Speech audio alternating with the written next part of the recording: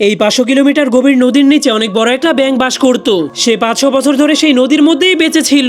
সে ছোট ছোট মাছ এবং পোকামাকড় খেয়ে নিজের পেট ভরতো। এমনকি সে মাঝে মধ্যে পানির নিচ থেকে বের হয়ে কৃষকের জমি থেকে ফলমূল চুরি করে আনতো। কিন্তু সেই ব্যাঙটা যেই জায়গাতে বসবাস করত কখনোই সেই জায়গার পানি শুকাতো না। তবুও সেই ব্যাঙটা যেই জায়গাতে বসবাস করত সেই জায়গা থেকে শুধুমাত্র 100 মিটার দূরের সবকিছুই শুকিয়ে গিয়েছিল, যার ফলে ভয়ঙ্কর খরার কারণে কৃষকদের সবগুলো ফসল নষ্ট হয়ে গিয়েছিল। এজন্য খাবারের অভাবে গ্রামের মানুষদের অবস্থা অনেক খারাপ হয়ে গিয়েছিল। এই জন্য গ্রামের মানুষেরা নিজেদের জীবন বাঁচানোর জন্য পৃথিবীর সবথেকে বিখ্যাত তান্ত্রিককে ডেকে আনে। তারা মনে করেছিল সেই তান্ত্রিক মন্ত্র পড়লেই বৃষ্টি শুরু হয়ে যাবে, আর বৃষ্টি হলেই তাদের শুকিয়ে যাওয়া ফসলগুলো বেঁচে যাবে। তখন গ্রামের মানুষগুলো ক্ষুধার যন্ত্রণায় বৃষ্টির অপেক্ষায় মাটির উপরে পড়েছিল, কিন্তু তান্ত্রিক মাচার উপরে বসে বসে আজব এক ধরনের মন্ত্র পড়ছিল।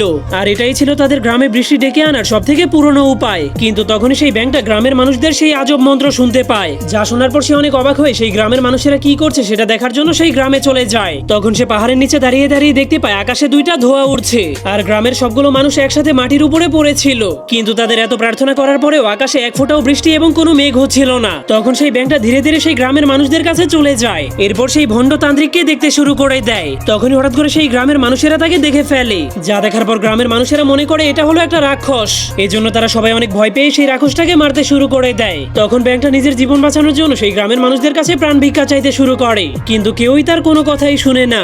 এরপর গ্রামের মানুষেরা তাকে বেঁধে ফেললে সে গ্রামের মানুষদেরকে বলে, আমি কোনো রাক্ষস না, দয়া করে আমাকে ছেড়ে দাও। কিন্তু মূর্খ গ্রামের মানুষগুলো তার কোনো কথাই শুনে না। এরপর তারা তাকে বলি দেওয়ার জন্য সেই টাওয়ারের উপরে উঠিয়ে দেয়। তখন তারা মনে করছিল এই রাক্ষসটাকে বলি দিলে বৃষ্টি শুরু হয়ে যাবে। এরপর ব্যাঙটা আকাশের দিকে তাকিয়ে নিজের জীবন বাঁচানোর জন্য আল্লাহর কাছে প্রার্থনা করতে শুরু করে। তখন সূর্যের প্রচন্ড গরমের কারণে তার অবস্থা অনেক খারাপ হয়ে যাচ্ছিল। তখন সে আল্লাহকে বলে, আল্লাহ, আমি তো কখনো কারো ক্ষতি করিনি, তবুও মানুষ কেন আমাকে এত কষ্ট দিচ্ছে? যা বলার পরে হঠাৎ করে চারপাশের সবকিছুই অন্ধকার হয়ে যায়। এরপর ধীরে ধীরে আকাশে কালো মেঘ দিয়ে ভর্তি হয়ে যায়, যার ফলে আকাশ থেকে বৃষ্টির মোটা মোটা ফোঁটা পড়তে শুরু করে। তখনই বৃষ্টির পানি পাওয়ার পর গ্রামের মানুষেরা অনেক খুশি হয়ে নাচতে শুরু করে দেয়। তখনই তারা বুঝতে পারে এই সবকিছু সেই ব্যাঙটার জন্যই হয়েছে।